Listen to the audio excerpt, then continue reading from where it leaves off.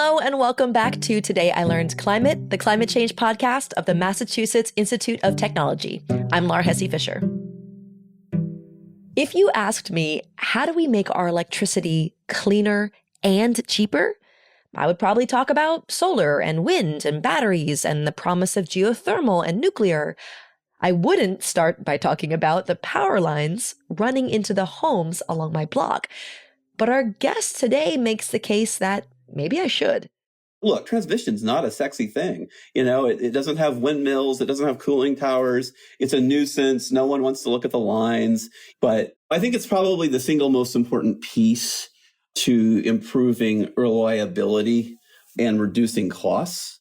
That's Joshua Hodge. I'm the executive director at the Center for Energy and Environmental Policy Research here at MIT, as well as the research director for the MIT Climate Policy Center. Mr. Hodge is here to talk about upgrading our transmission system. Basically, that means building more and better power lines in the right places. And there are at least 3 big reasons to do that, to make our power more reliable, cleaner, and cheaper. But first, we have to explain what exactly transmission does, because we usually focus on how electricity is made, say by a coal plant or a wind turbine, or what it's used for, like in our homes and businesses. Mr. Hodge is going to call these generation and load. The transmission connects the generation to the load, and those power lines outside my window, they're just the last stop on the way. More important are the high voltage transmission lines that you might see along the highway, strung from giant steel towers and served by an immense network of machines that direct and convert electricity over hundreds of miles. And all of that equipment, plus the power plants themselves, need to work together to perform a remarkable balancing act. To ensure continuous power, or to ensure what we call reliability, total generation on the network must be continuously and precisely matched with load. If it's not, you risk outages and blackouts. You know how if you try to force too much water through a hose, it just spurts everywhere? Well, generating too much power means the electricity has nowhere to go, and that can cause problems. It's the job of transmission to make sure that we always have exactly as much power as we need, no more and no less. People don't realize that we have transmission lines stripped all the time, but they almost never result in a blackout. That's because these systems automatically disconnect from the grid. When that happens, then they have to isolate those faults in milliseconds. A bigger grid means you have more options to reroute power when something goes wrong. That's why upgrading our transmission system gets us more reliable power. And as cyber attacks become a bigger threat to our energy system, and climate change brings more big storms and wildfires that can wreck power lines, we have more reason than ever to brace for the unexpected. And reliability requires that all parts of the system operate as a single machine, from the generation plants on one end to the load on the other, and all the equipment in between. A single machine that is so large that it crosses states and even countries. A machine in which our power plants are just tiny cogs. And it's a thinking machine that's constantly solving thousands of problems just so you can turn on your dishwasher. It's quite sophisticated and I think generally underappreciated. So it's really good at supplying power for the early 20th century American economy. I mean, exceptionally good at it. So it efficiently moves electricity from large centralized power plants like coal, nuclear, and gas plants to urban industrial centers or centers of load. But today, our economy is looking less and less like that 20th century model. For one thing, our electricity needs are growing fast. Take the rise of AI, which needs big, energy-hungry data centers. That is significant potential new load that many regions don't have the capacity to accommodate. And at the same time, more people are switching from fossil fuels to electricity to heat their homes and to power their cars. Now that's good for the climate and for our wallets, but it adds even more to the load.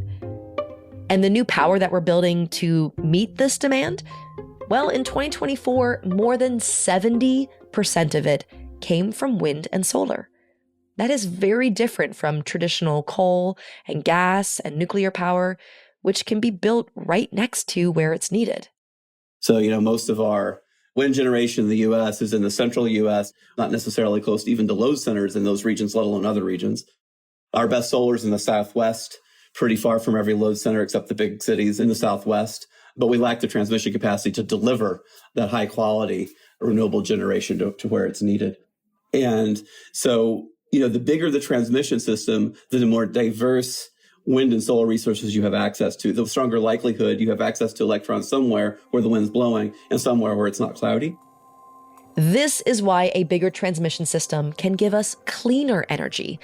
We can build as much wind and solar power as we want, but if we can't get that energy to where it's used, we're still going to have to fire up our coal and gas plants to keep the lights on. In fact, if a solar and wind farm can't deliver electricity to where it's needed, it shuts down. This is what energy experts call curtailment. There is a utility in Missouri that I work with that has a lot of wind generation in the northwest corner of the state, and they're continuously curtailing it. I think it's almost just a nuisance for them. Because again, if the wind was blowing during a peak time and or the wind was close enough to the load center, then you'd be using it. And this gets at why building out transmission can make our power cheaper.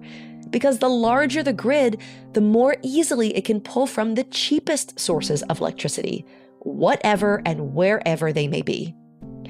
Today, the cheapest power is often wind and solar, at least when we can get it. But even when our power comes from coal and gas, more transmission helps us get cheaper electricity from these sources. And this flexibility is especially important when the power is most expensive. So think, big cities during heat waves or big cities during snowstorms, right? Prices get very, very high. By expanding one's transmission system, you can access more sources of generation and indeed, in many cases, lower cost forms of generation, which in turn enable lower retail power prices. So as a country, we must be in a big hurry to build more transmission, right? So it turns out that irrespective of how people feel about climate change, they're very reluctant to have any energy-related infrastructure built near them, whether those are solar panels or wind turbines, certainly high-voltage transmission lines. Let's give you an example of what's happening now in 2025 in the Northeast. There's New England Clean Energy Connect under construction right now in Maine to bring hydropower from Quebec into Massachusetts. This is a good deal for the places at either end. Massachusetts wants more clean power sources like hydro, and Quebec has more than they can use.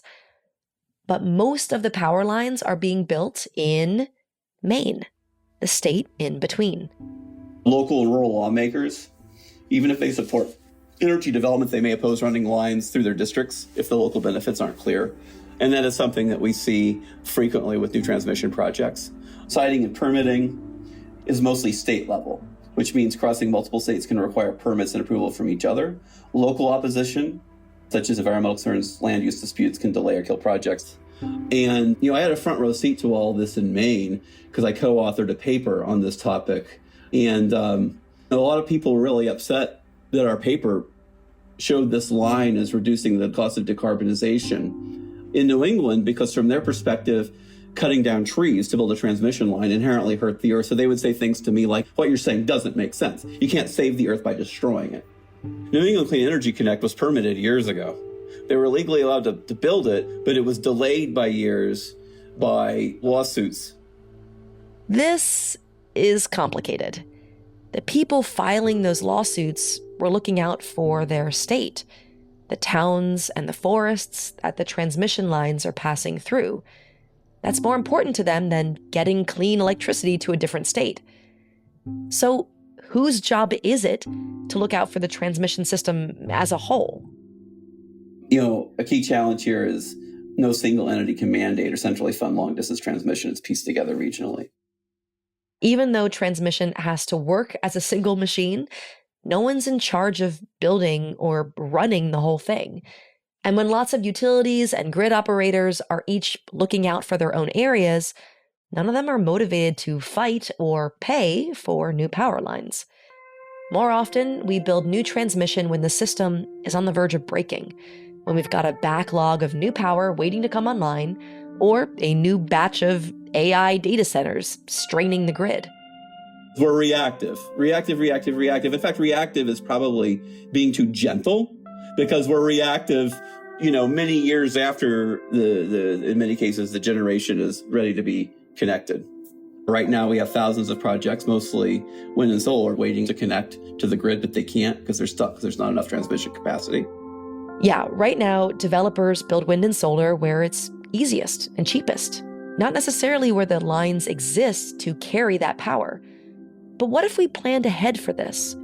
What if we made sure wherever energy is cheapest, the transmission is waiting to meet it? Positive example of what can be done is the competitive renewable energy zones in Texas, called Texas CREZ. CREZ was dreamed up in the mid-2000s, when there was hardly any wind or solar power in the United States. But Texas lawmakers noticed that windy West Texas had a ton of energy potential. So they put out a call for big transmission lines leading out to this region, even before there was anything for them to connect to. So it was completed over a decade ago, and it was essentially built so that wind generation in Texas was economically feasible. Texas leads the U.S. in wind production. It's got over 40,000 megawatts of installed capacity now, which is like over 4 Massachusetts worth of power. And the whole reason that is the case in Texas is because they were able to come up with a pretty diverse coalition that got something very ambitious built. If this has worked for Texas wind, can it work across the United States as well?